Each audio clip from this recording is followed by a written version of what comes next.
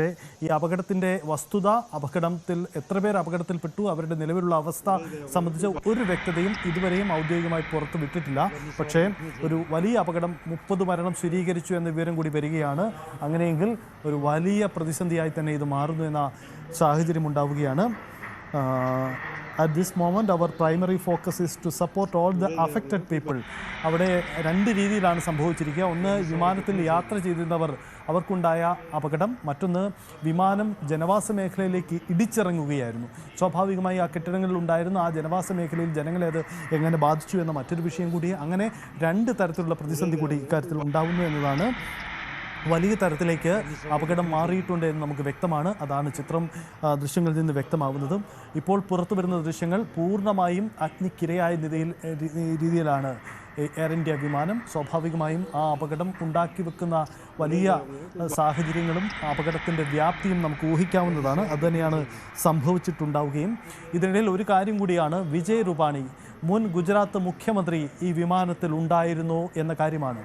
അദ്ദേഹത്തിന് boarding pass ലഭ്യമായിട്ടുണ്ട്. അതായത് ഈ അപകടത്തിന് തൊട്ട് മുമ്പ്, അതായത് ഈ ഫ്ലൈറ്റ് ലാൻഡ് ചെയ്യുന്നതിന് തൊട്ട് മുമ്പ് വിജയ് രൂപാണി സർദാർ വല്ലഭായ് പട്ടേൽ വിമാനത്താവളത്തിലേക്ക് എത്തിച്ചേർന്നിരുന്നു എന്ന കാര്യം വ്യക്തമാണ്. പക്ഷേ അദ്ദേഹം ഇതിൽ യാത്ര ചെയ്തിരുന്നോ ഇല്ലയോ എന്ന കാര്യത്തിൽ ഒരു ഫൈനൽ ക്ലിയറൻസിൻ്റെ ആവശ്യം കൂടി നമുക്കുണ്ട്.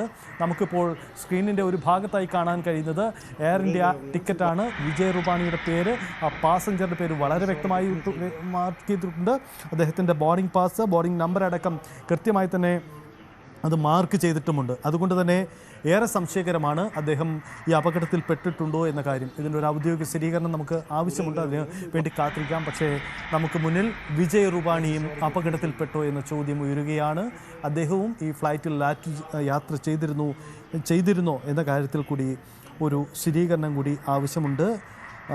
ടെർമിനൽ 2-ൽ നിന്നുമാണ് ഈ വിമാനം പറന്നുയർന്നത്.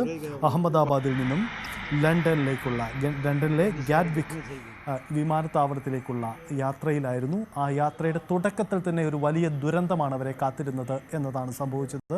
എയർ ട്രാഫിക് കൺട്രോളിൽ വിമാനം പറന്നുയർന്നതിന് തൊട്ടു മുമ്പ് തന്നെ ചില സന്ദേശങ്ങൾ ലഭ്യമായിട്ടുണ്ട്. അത് വിമാനത്തിൻ്റെ അപകടാവസ്ഥ സൂചിപ്പിക്കുന്നതാണ്. വിമാനത്തിൻ്റെ നിയന്ത്രണം നഷ്ടപ്പെട്ടു എന്നതാണ്. അങ്ങനെയെങ്കിൽ അത് എങ്ങനെ സംഭവിച്ചു എന്ന ചോദ്യം കൂടി ഉയരുകയാണ്. ഒപ്പം ഈ ഫ്ലൈറ്റിൻ്റെ ക്യാപ്റ്റൻ അടക്കമുള്ളവരുടെ വിശദാംശങ്ങൾ കൂടി നമുക്ക് വന്നിട്ടുണ്ട്. നമുക്കതുകൂടി പ്രേക്ഷകരെ അറിയിക്കാമെന്ന് കരുതുന്നു. എന്തായാലും വളരെ പ്രധാനപ്പെട്ട വിവരം കൂടിയാണ്. ക്യാപ്റ്റൻ സുമീത് സബർവാൾ ആണ് ഈ ഫ്ലൈറ്റിൻ്റെ ക്യാപ്റ്റൻ. ഒപ്പം അദ്ദേഹത്തിൻ്റെ കോ പൈലറ്റായി ക്ലൈവ് കുണ്ടർ എന്ന മറ്റൊരു വ്യക്തി കൂടി ഉണ്ടായിരുന്നു എന്നതാണ്. ഇത് DGCA തന്നെ പങ്കുവെച്ച വിവരമാണ് എന്ന പ്രത്യേകത കൂടി വരുന്നുണ്ട്. അങ്ങനെ ആ ഫ്ലൈറ്റിൽ സംബന്ധിച്ച കാര്യങ്ങൾ അതാണ്. എന്തായാലും ഇതിൽ കൂടുതൽ വ്യക്തത വരേണ്ടതുണ്ട്. 1:38 ടേക്ക് ഓഫ് സമയം രേഖപ്പെടുത്തിയിരിക്കുന്നത്. 5 മിനിറ്റ്, അതായത് ടേക്ക് ഓഫിന് ശേഷം 5 മിനിറ്റ് ഉള്ളിൽ തന്നെ ഈ അപകടം സംഭവിച്ചു എന്നതാണ് വ്യക്തമാകുന്ന കാര്യം. 232 പാസഞ്ചേഴ്സാണ് ഉണ്ടായിരുന്നത്. 230 മുതിർന്നവരും 2 കുട്ടികളുമാണ് ഈ വിമാനത്തിലുണ്ടായിരുന്നത്. 10 ക്രൂ മെമ്പേഴ്സ് ഉണ്ടായിരുന്നു. 10+2 അങ്ങനെ 242 മൊത്തം ആളുകളാണ് ആ അപകട സമയത്ത് ആ ഫ്ലൈറ്റിൽ ഉണ്ടായിരുന്നത് എന്ന വിവരങ്ങൾ കൂടി പുറത്തു വരുന്നുണ്ട്. ഇത് ഔദ്യോഗികമായ സ്ഥിരീകരണമാണ്. DGCA പുറത്തുവിട്ട വിവരങ്ങളാണ്. മറ്റു കാര്യങ്ങളിലൊക്കെ സ്ഥിരീകരണം ഉണ്ടാവേണ്ടതുണ്ട് എന്നതാണ് വസ്തുത. എന്തായാലും ഇക്കാര്യത്തിൽ കൂടുതൽ വ്യക്തത വരേണ്ടതുണ്ട്. ഒരു കെട്ടിടത്തിന് മുകളിലേക്ക് ഫ്ലൈറ്റ് വന്ന് ലാൻഡ് ചെയ്തിരിക്കുന്ന എന്ന രീതിയിലാണ് നമുക്ക് ആ ദൃശ്യങ്ങൾ വരുന്നത്. പക്ഷേ ഏറെ ഫ്ലാറ്റുകളുള്ള ഒരു ഇടമാണ് അവിടെ അതിന് മുകളിലേക്ക് ഫ്ലൈറ്റ് വന്ന് വീണു എന്ന് വേണം കരുതാൻ. രാകേഷ് തുടരുന്നു എന്ന് മനസ്സിലാക്കുന്നു. രാകേഷ്, ജനവാസ മേഖലയിൽ കെട്ടിടങ്ങളിലേക്ക് മുകളിലേക്ക് ഫ്ലൈറ്റ് വന്ന് വീണു എന്ന് വേണം ഈ ദൃശ്യങ്ങളിൽ നമുക്ക് മനസ്സിലാവുന്ന കാര്യമല്ലേ? അങ്ങനെയെങ്കിൽ ആ മേഖലയിലെ ജനങ്ങളെ കൂടി അത് ബാധിച്ചിരിക്കാം അല്ലേ? അതെ സജിത്ത്, ഇപ്പോൾ കൂട്ടിച്ചേർക്കാനുള്ള പ്രധാനപ്പെട്ട കാര്യം 30 മരണം സ്ഥിരീകരിച്ചു എന്ന വാർത്തകളാണ് ഇപ്പോൾ പുറത്തു വരുന്നത്. ദുഃഖകരമായ വാർത്തയാണ്. 30 പേർ മരിച്ചു എന്ന വിവരങ്ങൾ കൂടി ഈ ഘട്ടത്തിൽ പുറത്തു വരുന്നുണ്ട്. അവരുടെ പേരെന്ത്, എവിടെ സ്വദേശികൾ തുടങ്ങിയ വിവരങ്ങളൊന്നും തന്നെ ലഭ്യമായിട്ടില്ല. പക്ഷേ 30 പേർ മരിച്ചു എന്ന വിവരം ഈ ഘട്ടത്തിൽ പുറത്തു വരുന്നുണ്ട്. ചോദിച്ച ചോദ്യത്തിലേക്ക് വരികയാണെങ്കിൽ, ഏതാണ്ട് നിലവിലെ ദൃശ്യങ്ങൾ കാണുകയാണെങ്കിൽ ഏതാണ്ട് 3-4 ഫ്ലാറ്റ് സമുച്ചയത്തിലേക്ക് ഈ തീ പടർന്ന ദൃശ്യങ്ങളാണ് ഈ പുറത്തു വരുന്നത്. സ്വാഭാവികമായും നേരത്തെ പറഞ്ഞതുപോലെ തന്നെ ആശങ്കകൾ ശരിവെച്ചുകൊണ്ട് തന്നെ ഉള്ള വിവരങ്ങളാണ് ഇപ്പോൾ പുറത്തു വരുന്നത്. അതായത് കൂറ്റൻ ഫ്ളാറ്റുകൾ പൂർണ്ണമായും തീ വിഴുങ്ങിയ നിലയിലാണ്, വലിയ രീതിയിൽ തീ പിടിച്ചിട്ടുണ്ട്. അതിപ്പോൾ തീ കെടുത്തുന്ന ദൃശ്യങ്ങളാണ് ഇപ്പോൾ പുറത്തു വന്നുകൊണ്ടിരിക്കുന്നത്. അതായത് ഈ വിമാനം തകർന്നു വീണത് ഒരു ജനവാസ മേഖലയിലാണ്. അപ്പോൾ സ്വാഭാവികമായും അത്തരത്തിൽ വലിയ രീതിയിലുള്ള അപകടം കൂടി സംഭവിച്ചിരിക്കുന്നു. കാരണം ഫ്ളാറ്റുകളാകുമ്പോൾ സ്വാഭാവികമായും അവിടെ ആളുകളുണ്ടാകും, ജനവാസ മേഖലയാണ്, ഫ്ളാറ്റുകൾക്കകത്ത് ആളുകളുണ്ടാകാം, പുറത്ത് ആളുകളുണ്ടാകാം. ആ മേഖലയിലാണ് ഈ വിമാനം ഏതായാലും തകർന്നു വീണിരിക്കുന്നത്. ഏതായാലും അവിടെയുള്ള രക്ഷാപ്രവർത്തനം ഇപ്പോൾ നടന്നുകൊണ്ടിരിക്കുന്ന ദൃശ്യങ്ങളാണ് പുറത്തു വന്നുകൊണ്ടിരിക്കുന്നത്. അങ്ങനെ വലിയൊരു അപകടത്തിന് ഇപ്പോൾ സ്വാഭാവികമായി അഹമ്മദാബാദും രാജ്യവും സാക്ഷിയായി കൊണ്ടിരിക്കുകയാണ്. ഏതായാലും 30 പേർ മരിച്ചു എന്ന വിവരം കൂടി ഈ ഘട്ടത്തിൽ പുറത്തു വരുന്നുണ്ട്. മറ്റ് വിവരങ്ങളിലേക്ക് ഏതായാലും നടന്നിട്ടില്ല. മാത്രമല്ല അഹമ്മദാബാദ് വിമാനത്താവളം ഇപ്പോൾ അടച്ചിരിക്കുകയാണ്. കാരണം രക്ഷാപ്രവർത്തനത്തിന് അവിടെ മുൻഗണന നടത്തുന്നത്. അതുകൊണ്ട് കണക്കിലെടുത്തുകൊണ്ട് തന്നെ മറ്റ് വിമാനങ്ങൾ സർവീസ് ഇപ്പോൾ തൽക്കാലം നിർത്തിവെച്ചിരിക്കുന്നു. അതായത് 5 മണിവരെ അടച്ചു, വിമാനത്താവളം അടച്ചു എന്ന വിവരം ഈ ഘട്ടത്തിൽ പുറത്തു വന്നുകൊണ്ടിരിക്കുകയാണ്. ഒപ്പം തന്നെ director general of aircraft accident investigation bureau AIAB Ahmedabad അപകടത്തെക്കുറിച്ച് അന്വേഷണം നടത്തും എന്നുകൂടി ഇപ്പോൾ വ്യോമയാന മന്ത്രാലയം അറിയിക്കുകയും ചെയ്തിട്ടുണ്ട്. ഏതായാലും വ്യോമയാന മന്ത്രി രാംമോഹൻ നായിഡു ഇപ്പോൾ വിജയവാഡയിൽ നിന്ന് പ്രത്യേക വിമാനത്തിൽ ഇപ്പോൾ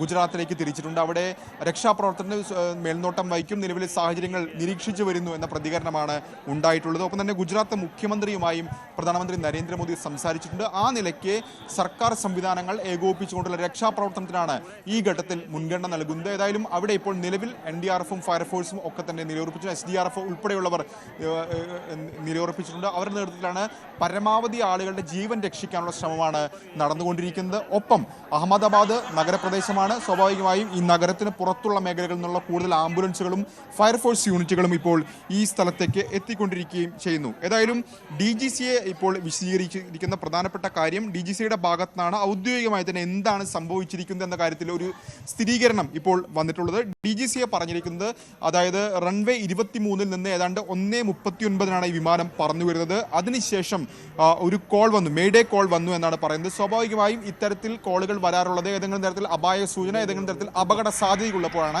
അപ്പോൾ അത്തരത്തിൽ കോൾ വന്നിരുന്നു. അതിനുശേഷം ഒരു പ്രതികരണവും വിമാനത്തിൽ നിന്ന് ഉണ്ടായിട്ടില്ല എന്ന പ്രതികരണം ഇപ്പോൾ DGCയുടെ ഭാഗത്തുനിന്ന് കൂടി വരികയാണ്. ഏതായാലും എയർപോർട്ടിന് സമീപത്തുള്ള ജനവാസ മേഖലയിൽ ഫ്ളാറ്റ് സമുച്ചയങ്ങൾക്ക് സമീപത്താണ് തകർന്നു വീണ്. നമ്മൾ നേരത്തെ ദൃശ്യം കണ്ടതുമാണ്. നിരവധി കെട്ടിടങ്ങൾക്ക് മുകളിലൂടെ ഈ വിമാനം കടന്നു പോകുന്നു. അതിനുശേഷം പെട്ടെന്ന് അഗ്നിഗോളമായി മാറുന്ന ദൃശ്യങ്ങളൊക്കെ തന്നെ കണ്ടതാണ്.